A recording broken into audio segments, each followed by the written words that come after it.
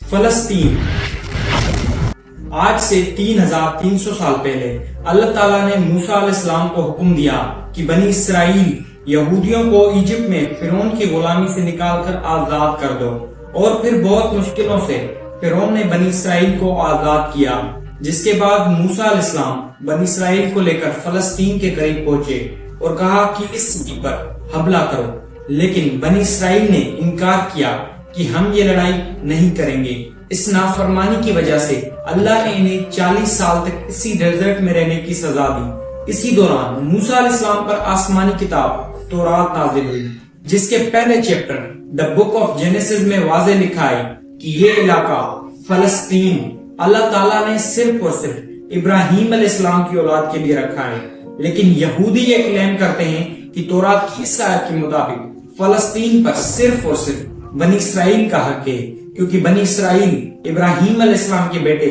اسحاق علیہ السلام کی اولاد میں سے ہیں، لیکن تورات میں لکھا ہے کہ یہ علاقہ ابراہیم علیہ السلام کی اولاد کے لیے ہے، لیکن صرف اسحاق علیہ السلام کی اولاد کے لیے نہیں، جبکہ ابراہیم علیہ السلام کا ایک نہیں 2 بیٹے تھے، اسحاق اور اسماعیل۔ اسحاق علیہ السلام was the father of بنی اسرائیل، بٹ اسماعیل علیہ السلام کو عربوں کا باپ کہا جاتا ہے، اور اس بات کو یہودی بھی مانتے ہیں۔ تو یہودیوں کی ہی کتاب تورات کے مطابق فلسطین پر صرف اسحاق علیہ السلام کا حق نہیں، بلکہ اسماعیل علیہ السلام کی اولاد عربوں کا بھی حق ہے۔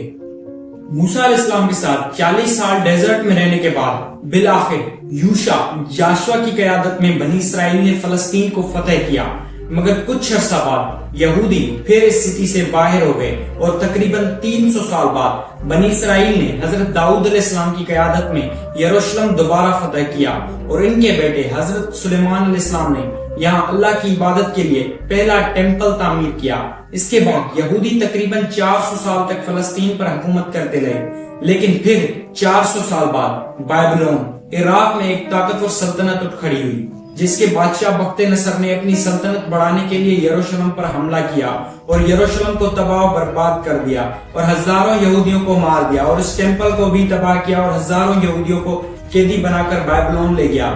جہاں وہ 70 سال تک عراقیوں کی غلامی کرتے رہے۔ لیکن پھر 70 سال بعد عراق پر ایران کے ایک نیک بادشاہ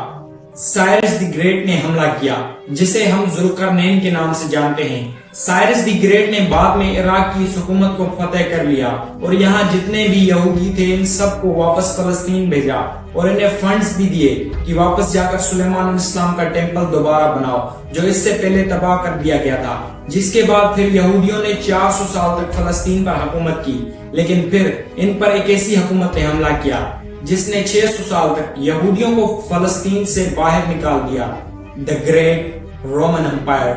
اور بنی اسرائیل پر اتنا ظلم کیا جو اس سے پہلے کسی نے بھی نہیں کیا تھا۔ یہودیوں نے رومن امپائر سے لڑنے کی بھی کوشش کی، لیکن رومنز نے ہزاروں یہودیوں کو قتل کیا، اور حالات اتنے خراب ہوئے کہ یہودی رومنز سے چھپ کر غاروں میں رہنے لگے، اور پھر بیت المقدس، جسے پہلے سلیمان علیہ السلام اور پھر ذوالقرنین نے بنایا تھا، اور اس کے بعد یہ ٹیمپل آج تک دوبارہ نہیں بن سکا۔ رومن امپائر نے یروشلم اور فلسطین پر 600 سال تک حکومت کی، لیکن 600 سال بعد رومن امپائر نے ایک ایسی غلطی کی جو انہیں کبھی نہیں کرنی چاہیے تھی۔ انہوں نے عرب میں تیزی سے پھیلتے ہوئے ریلیجن اسلام پر حملہ کرنے کی کوشش کی، لیکن اسلامک ریلیجن اور خلافت اتنی تیزی سے پھیلتی گئی کہ کچھ ہی سالوں میں رومن اور پرشین امپائر دونوں کو فتح کر لیا، جس کے بعد حضرت عمر رضی اللہ تعالیٰ عنہ دنیا کے سب سے طاقتور خلافت کے بادشاہ بن گئے، جن کی سلطنت الیگزینڈر دی گریٹ سے بھی بہت بڑی تھی۔ آخر مسلمان رومنز کو فتح کرتے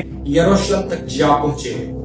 رسول اللہ صلی اللہ علیہ وسلم نے تو پہلے ہی بتا دیا تھا کہ مسلمان ایک دن یروشلم ضرور فتح کریں گے۔ اب مسلمانوں کے پاس 2 ہی آپشنز تھے، یا تو یروشلم کو اسی طرح تباہ کیا جائے جو اس سے پہلے باقیوں نے کیا تھا، یا اس کا محاصرہ کر لیں۔ آخر 6 مہینے بعد یروشلم کے گورنر سفرونیس نے کہا کہ میں یروشلم صرف ایک شرط پر مسلمانوں کے حوالے کروں گا، اگر مسلمانوں کے بادشاہ عمر خود آ کر مجھ سے ملیں تو۔ خالد بن ولید رضی اللہ تعالیٰ عنہ نے سوچا کہ مسلمانوں کے امیر المومنین کو کیوں ڈسٹرب کیا جائے، تو وہ خود عمر بن کر سفرونیس سے ملنے چلے گئے، لیکن وہاں ایک شخص پہلے ہی عمر رضی اللہ تعالیٰ عنہ سے مل چکے تھے، تو مجبوراً خالد بن ولید رضی اللہ تعالیٰ کو اس وقت کے سب سے بڑے بادشاہ عمر کو یروشلم بلانا پڑا۔ سفرونیس فل لگژری گولڈ اور سلور پہن کر بالکل تیار ہو گیا، لیکن اتنے بڑے بادشاہ ان سے ملنے آ رہے تھے، لیکن سفرونیس اور پورا فلسطین یہ دیکھ کر حیران رہ گیا کہ بادشاہ کا غلام اونٹ پر بیٹھا ہے، جبکہ بادشاہ خود عام کپڑوں میں پیدل چل کر آ رہا ہے۔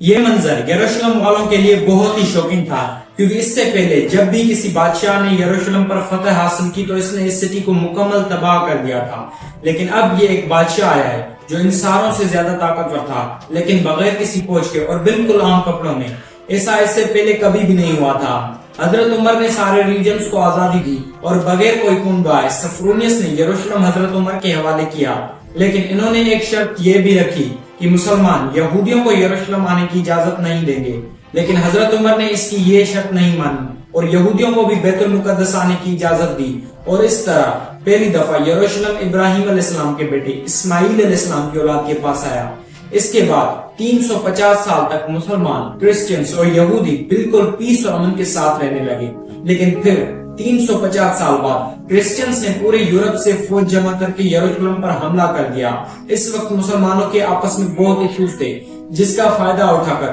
کرسیڈرز نے یروشلم کو فتح کر لیا، اور یروشلم فتح کرنے کے بعد مسلمانوں اور یہودیوں پر بہت ظلم کیا اور ہزار شہید کر دیا۔ مسجدوں کو بھی بری طرح نقصان پہنچایا، جس کے بارے میں ہسٹری میں لکھا ہے کہ کرسیڈرز نے یروشلم کو مسلمانوں کے خون سے بھر دیا، اور ایون مسجد الاقصی کو بھی مسجد سے ایک محل میں تبدیل کر دیا۔ یہودیوں کی عورتوں اور بچوں نے اپنی جان بچا کر خود کو سینیکوکس میں بند کر لیا، لیکن کرسچنز نے ان ساری بلڈنگز کو آگ لگا دی اور ان کے بچوں اور عورتوں کو زندہ جلا دیا، اور یہ سب ہسٹری کا حصہ ہے جسے یورپینز بھی مانتے ہیں۔ اس کے بعد کرسیڈرز نے 90 ایئرز تک یروشلم پر حکومت کی، لیکن پھر 90 ایئرز بعد مسلمانوں کے ایک بہت بڑے بادشاہ سلطان صلاح الدین نے پوری مسلم دنیا سے فوج جمع کر کے یروشلم کو کرسچن سے فتح کر لیا، اور اس وقت سارے کرسچنز کا یہی خیال تھا کہ اب صلاح الدین ہم سے کسی طرح بدلا لے گا، لیکن صلاح الدین نے بالکل حضرت عمر کی طرح سارے کرسچنز کو معاف کر دیا۔ ایون کرسچنز بھی اس بات پر حیران ہوئے اور صلاح الدین سے پوچھا کہ جب ہم نے فتح کیا تو ہم نے سارے مسلمانوں کو قتل کیا تھا، مگر صلاح الدین نے انہیں کہا I am not those men. I am Salah Ad-Din. Salah Ad-Din. صلاح الدین نے ان سارے ریجنز کو آزادی دی اور مسجد الاقصی جسے محل بنا دیا گیا تھا اسے دوبارہ مسجد بنایا اور وہاں پہلی نماز ادا کی۔ یروشلم کو جب بھی کسی بادشاہ نے فتح کیا تو ہمیشہ خون بہایا، سوائے مسلمانوں کے جنہوں نے ہمیشہ پیس اور امن کے ساتھ اس سٹی کو فتح کیا۔ صلاح الدین ایوبی کے بعد ایک بار پھر سارے ابراہیمک ریلیجنز یروشلم میں پیس اور امن کے ساتھ 800 سال تک رہے، لیکن 800 سال بعد اور آج سے 100 سال پہلے جب یروشلم پر اوٹمن امپائر کی حکومت تھی تو عربوں نے برٹش کے ساتھ مل کر اوٹمن کو ہمیشہ کے لیے ختم کر دیا کہ ہم عربوں پر یہ ٹرکش لوگ آ کر کیوں حکومت کر رہے ہیں۔ تو اسی نیشنلزم کی وجہ سے فلسطین بھی مسلمانوں کے ہاتھ سے نکل گیا، لیکن کچھ عرصہ پہلے برٹش اور یہودیوں کی آپس میں ڈیل ہو چکی تھی کہ اگر برٹش کو یہ علاقے ملے تو وہ یہاں پر ایک یہودیوں کا ملک بنائے گا۔ یہ ڈیل اس وجہ سے ہوئی تھی کیونکہ یہودی یورپ کی ہر فیلڈ، سائنس، بزنس، ہر چیز میں بہت آگے جا چکے تھے، جس وجہ سے یہودی یورپ کی سب سے طاقتور کمیونٹی بن گئے۔ تو ان کا سپورٹ حاصل کرنا بہت امپورٹنٹ تھا، اور پچھلے 1800 سال سے یہودیوں کا کوئی اپنا ملک بھی نہیں تھا۔ تو ان میں سے کچھ یہودیوں نے زائنزم کی سوچ شروع کی کہ ہمارا یہودیوں کا بھی اپنا ایک ملک ہونا چاہیے، اس لیے انہوں نے اسی فلسطین کی زمین کو چوز کیا اور یہ ملک حاصل کرنے کے لیے ہر کوشش کی۔ یہودیوں نے عثمانی خلیفہ سلطان عبد الحمید سے بھی ڈیل کرنے کی کوشش کی، لیکن سلطان نے صاف انکار کر دیا، جس وجہ سے یہودیوں کو سمجھ آ گئی کہ اگر اپنا ملک بنانا ہے تو اوٹمن امپائر کو توڑنا ہوگا۔ اور جیسے ہی ورلڈ وار 1 کے بعد اوٹمن امپائر ختم ہوئی اور فلسطین اوٹمن سے برٹش کی طرف چلا گیا تو یہودیوں نے پوری دنیا سے اسی سیکریٹ پلان کے تحت فلسطین آنا شروع کیا اور فلسطین کے مسلمانوں سے زمینیں ڈبل ٹرپل قیمت پر خریدنے لگے،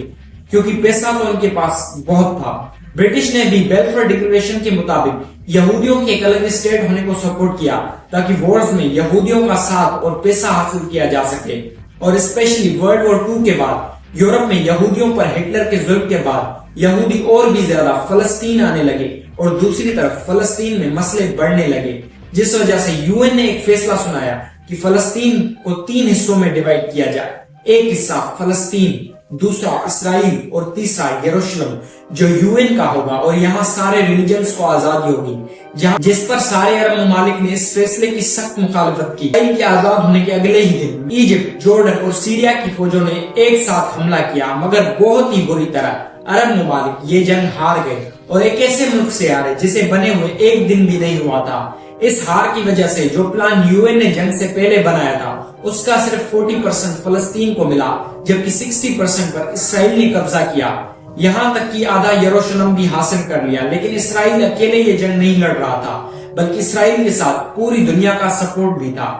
اسرائیل نے زیادہ ٹائم نہیں لگایا اور 7 لاکھ عربوں کو فلسطین سے نکال دیا، جس سے فلسطین میں آہستہ آہستہ یہودی زیادہ اور عرب کم ہونے لگے۔ اس جیت کے بعد اسرائیل بہت اسٹرانگ بن گیا اور اس جیت کے بعد پوری دنیا سے اور بھی زیادہ یہودی فلسطین آنے لگے۔ اس کے بعد یہودیوں نے اپنے آپ کو عرب کے بیچ میں ایک اسٹرانگ اسٹیٹ قائم کر لی تھی، مگر یہ دو علاقے ویسٹ بینک اور غازہ اسرائیل کے کنٹرول میں نہیں تھے۔ لیکن آج سے آلموسٹ 60 سال پہلے 1967 میں ایک اور وار جس میں ایجپٹ، جارڈن، سیریا اور یہ چھوٹا سا ملک اسرائیل، لیکن صرف 6 دن میں اسرائیل نے ان تینوں کنٹریز کو ہرا دیا اور صرف 6 دنوں میں اسرائیل نے اپنا سائز 3 گنا بڑھا دیا۔ عرب کنٹریز ایک بار پھر سے اپنے سے بہت ہی چھوٹے ملک سے بہت ہی بری طرح ہار گئے۔